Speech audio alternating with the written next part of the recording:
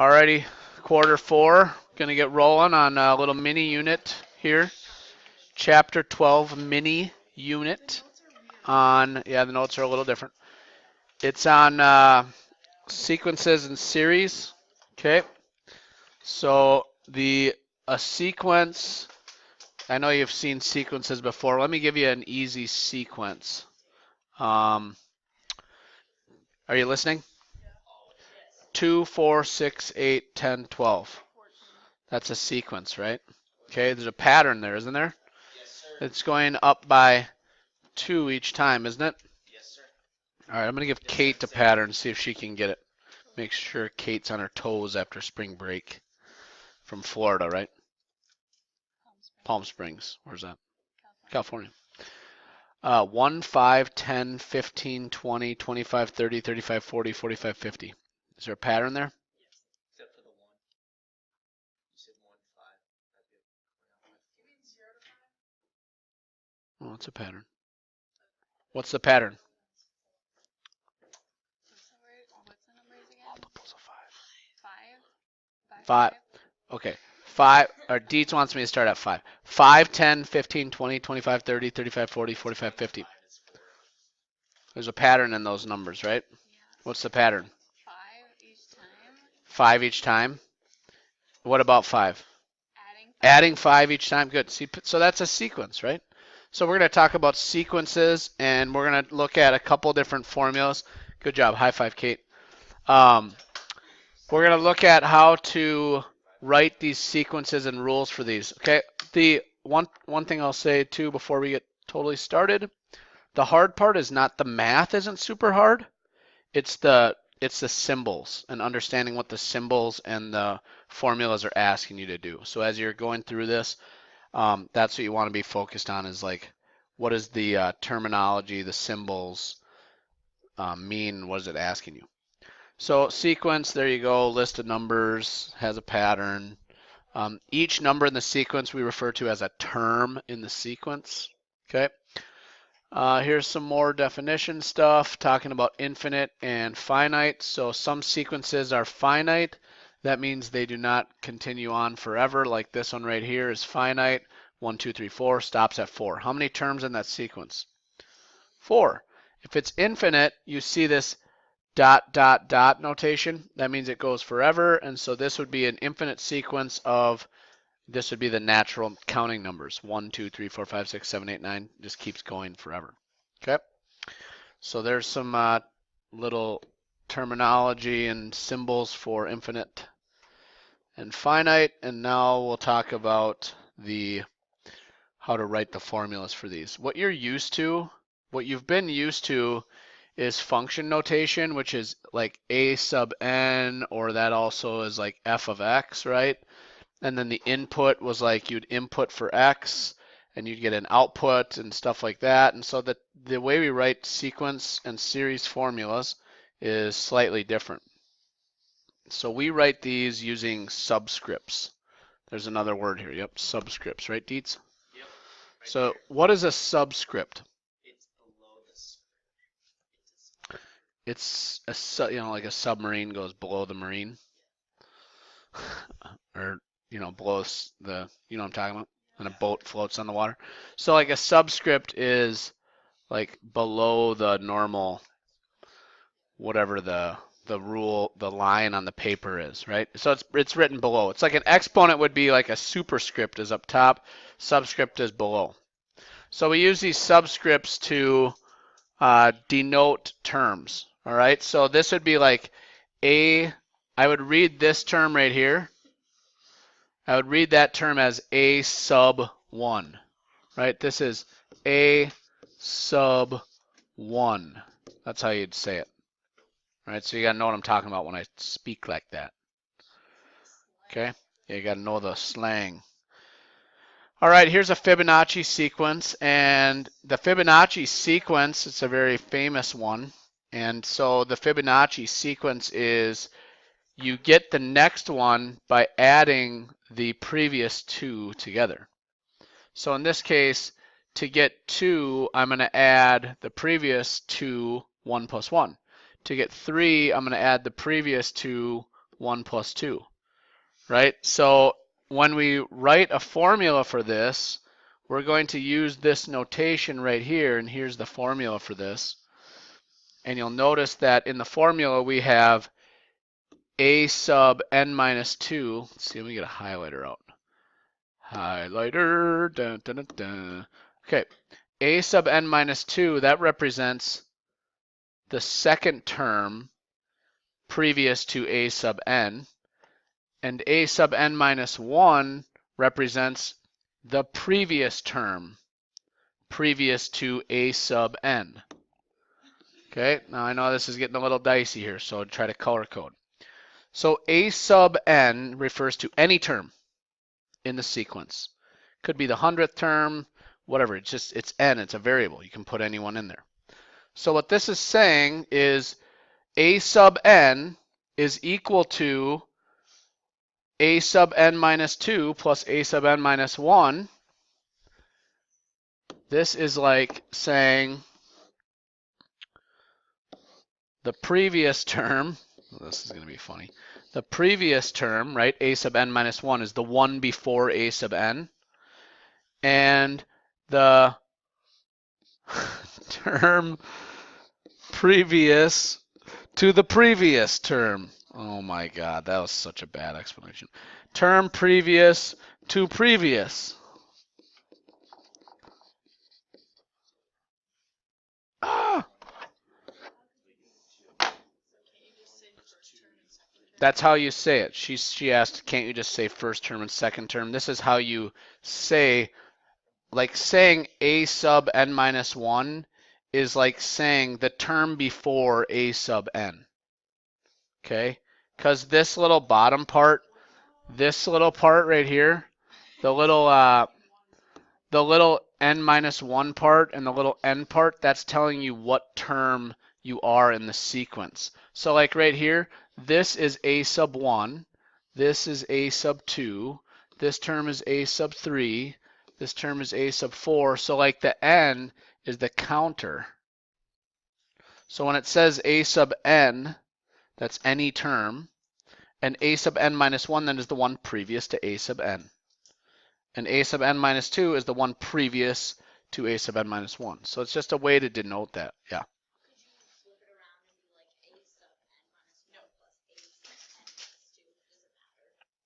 Oh, that, no, adding's commutative. So you could flip, you can add any, yep, that doesn't matter. Okay, so that's called recursive. So when you see like a sub n minus 1 in a formula, that would indicate that that formula is a recursive formula. It's written in a recursive way. And recursive formulas are kind of limiting because you have to know the one previous to the one you want to find out. So it's like if you wanted to find the 30th one, well, then you need to know the 29th one. It kind of stinks. And if you want to know the 29th one, you know what you'd have to know? The 28th one. And so it's not very, it's kind of, it's sometimes it's not very practical. Yeah, question. Yep. So, like, the term value, the A is the term, so, like, it'd be, for, like, A3, it'd be 2 sub 3, right? Yeah, I think, so let me say this. When I refer to a sub 1, okay, all that's saying is the first term. It's 1. Yep, the A is not like a variable you plug in for. It's just saying the first term in the sequence. Right? It's not like I put any number in for A. A is not a variable. It's just saying the first term in the sequence, right? If I say like a sub 4 is the fourth term in the sequence. It's just what we're calling it, yeah. Yep. All right, so let's take, like, this would be a question you'd have in the book. Find the first 5 terms of the sequence. Okay, so I want the first 5 terms, so I'll just write out 5 blanks there so I know what to do. And the first term is a sub 1, right? We just talked about that. That's all it is. This is a sub 2, a sub 3, a sub 4, a sub 5. So in order for it to be, and this is a recursive formula, so if I look at, here's my formula, right? And I know it's recursive because it has this a sub n minus 1 part to it. So I need to know the one before. So it's recursive because it has a sub n minus 1. Right, so I have to have a starting point, otherwise I can't figure anything out. And so the starting point they give me is the first one, a sub 1. So the first one they give me is a sub 1, that's negative 5, so now I got my starting point. Now I just jump in and now I look at what the rule is saying. And the rule is saying a sub n is equal to a sub n minus 1 minus 8, which in English is saying the term you want, the term is equal to the previous term minus 8. So we can find the next one by subtracting 8 from the one before it. So now, since I know a sub 1, I can find a sub 2. So 8 minus that's negative 13, and then I can find the next one by subtracting 8 from that. I get negative 21. Subtract 8 again, I get negative 29. Subtract 8 again, I get negative 37. And so there's your first 5 terms. Right?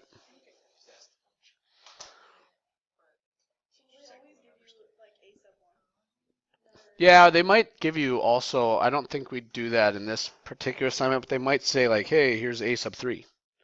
And then you'd have to work your way backwards, which in the inverse of minusing 8 would add 8. And so you might have to work backwards a little bit. But I think for the most part, we just start with the first one. All right, let's see if you can get this next one here. All right, so what do we have here? Is this recursive?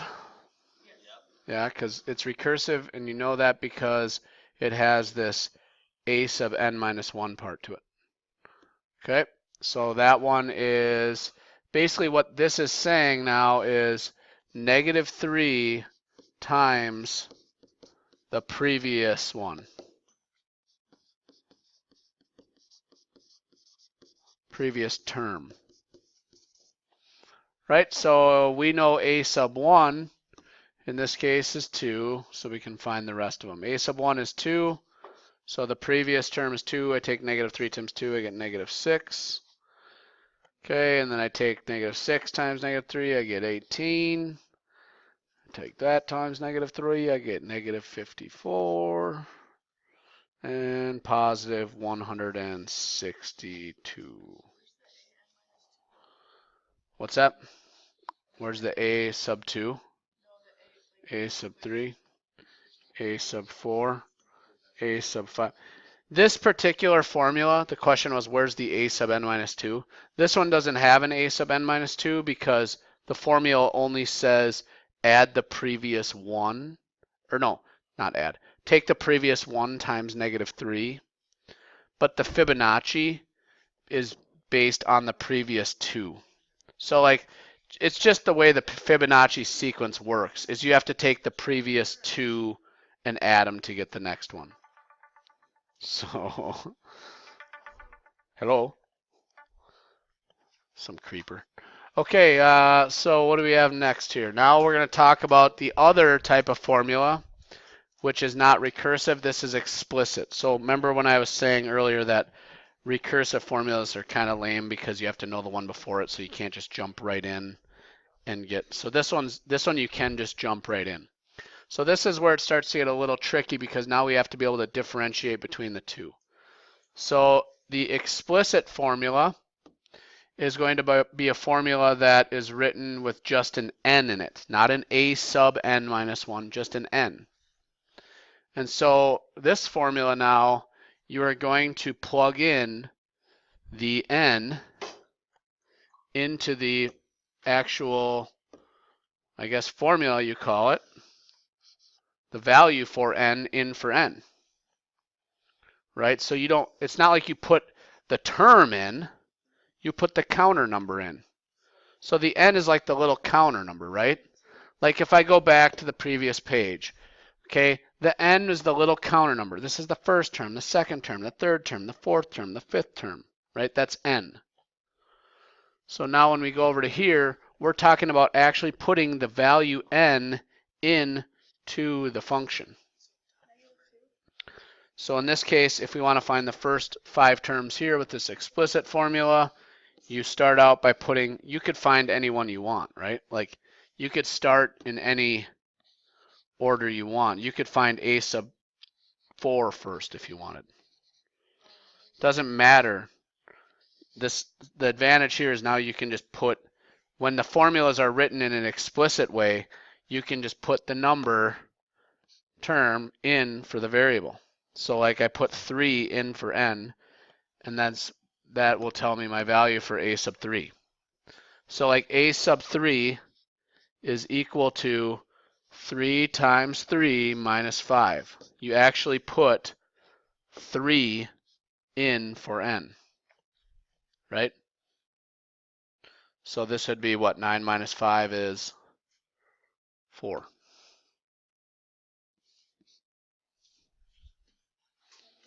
Okay, so if we start this over, we put a 1 in for n, we get 3 times 1 is 3, minus 5 is negative 2. Put a 2 in for n, we get 6 minus 5 is 1. Put a 4 in for n, we get 7. 12 minus 5 is 7. Put a 5 in for n, we get 10. So, it's just a little different, right? Give you just another example. So to find a sub 5, I put 5 in to the formula for n. So if the formula is 3n minus 5, and I want to find a sub 5, I take 5 and I put it in for n. So now I have 3 times 5 minus 5. And that's how I got 10. Right? Clear? Yeah? Okay. All right. Here's some couple examples using the explicit formula. Okay, same question. Find the first 5. These ones are a little different because they're not linear. So this one is quadratic and exponential. So I'll let you have some time to finish these up. All right, we're back. That was interesting.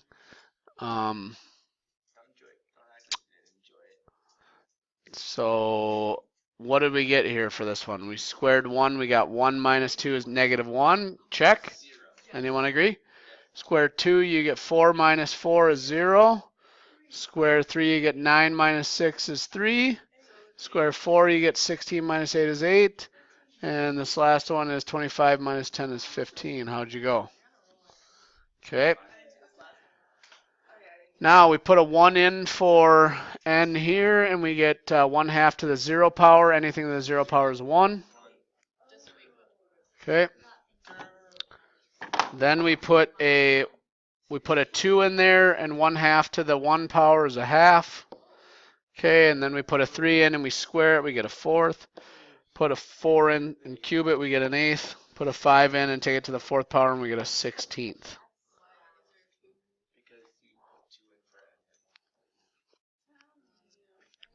I put that 2 up there because I was showing you that when I find like a sub 4, I put a 4 in for n, right? Okay. All right, any questions? Are we moving forward? Anything good? Anything good out there? Except for all your sing-alongs. Cantor set, this is just a more of a visual pattern here. So how many line segments? So we start with 1, then we split it to 2, then we split each one in half again to 4, and then what's the next one going to be? 8. Good, because I go like that and that and that and that, and I split every line segment. And then when I split every line segment again, I'm going to get 16. So it's a times by 2 thing. So little different visual pattern. And then this last one, we're going to mix it up. So this is the hard part when you mix it up a little bit. So you need to be able to determine, is it recursive or is it explicit? And how do I determine the first 5? So yeah, you know it's recursive. Well, that's a hint. Yeah, it tells you a term. Good. And then also it's recursive because it's based around a sub n minus 1. So this one is just an n. It doesn't give you a term, so it's not based on recursive. Good. So if it gives you the term, you have to have a starting point somewhere. So again, this is a recursive. This right here would be explicit. Explicit. You know, I will say there's some tricky questions. Here's a little booby trap they lay for you. Okay, sometimes math books try to trick you. If we go back to this one, see how this problem has an n minus 1 in it? Yes. I think they do that to think, oh, it's n minus 1, it's recursive. Right? So, but it's not a sub n minus 1. It's just n minus 1. So you got to be careful. In order for it to be recursive, it has to have an a sub n minus 1, not just an n minus 1. So number 1, a sub 1 is 4. The first one's 4. And then this says you take 1/2, 0.5, times the previous one plus 1. So a half of 4 is 2 plus 1 is 3.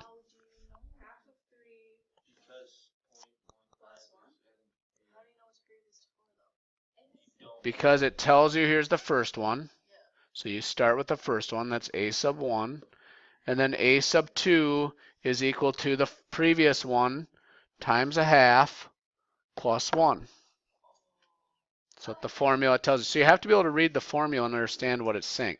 So now this is 3 times a half is 1.5 plus 1 is 2.5. Okay, take 2.5 times a half, you get 1.25 plus 1 is 2.25. Okay, take that, you're going to get 1.125, add 1, you get 2.125. Right? So that's recursive. It's built on, you have to know the one before it. The explicit one, you don't have to know the one before it, so you can just jump right in and plug whatever you want, whatever term you want. So